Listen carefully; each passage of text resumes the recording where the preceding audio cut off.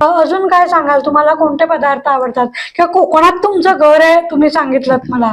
कुळथाचं पिठलं ते तर माहित असेल सगळ्यांना. हो हो हो. मग ते कुळथाचं पीठ अर्थात आजकाल घरी कोणी करतच नाही, विकतच आणतात. हो हो पण करताना त्याच्यात लसूण फोडणीत घालावा लागतो, हो हो. तिखट मीठ. आणि आश्चर्याचं हे म्हणजे त्या पिठल्याची कधी गुठळी होत नाही, हो हे विशेष आहे खरं. हो हो हो. अर्थात ते भाजून घेत असतील म्हणून अन्न दळत असतील म्हणून हो, हो. नसेल, हो, पण हो. त्याची गुठळी होत नाही आणि पिठलं छानच लागतं. हो हो. दुसरं असं की गौरीला घावणघाट हो, आपण तर केलं, हो. पण तुम्ही पडवळ्याची कढी पण करता ना, हो.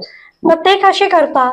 कढी आपण एरवी करतो तशीच करायची, अच्छा पण आतमध्ये अगदी बारीक चिरून म्हणजे चवचवल्यासारखे पडवळ त्याच्यात घालायचा. अच्छा. ते फक्त गौरीला, सगळ्यांनाच आवडतं असं नाही, अच्छा. कारण बरीच जण म्हणतात काय घालताय त्याच्यात, पण आहे पद्धत ती करायची. कुळथाचं पारंपरिक पिठलं, पडवळ्याची कढी, अजून तुम्ही काही आठवण सांगाल का पदार्थांची?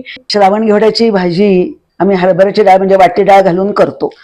श्रावण घेवड्याची भाजी, अरे वा. म्हणजे श्रावण घेवडा बारीक चिरून घ्यायचा, एक शिट्टी काढून घ्यायची अच्छा आणि डाळ वाटून घ्यायची आणि जशी डाळ आपण परततो तसं ते दोन्ही परतायचं, घालायचं अच्छा. वाटतं डाळीसारखं. अच्छा. ती भाजी खूपच छान लागते. बर बर. म्हणजे डाळ जशी आपण नुसती खातो तशी ती सगळेजण खातात आवडीने.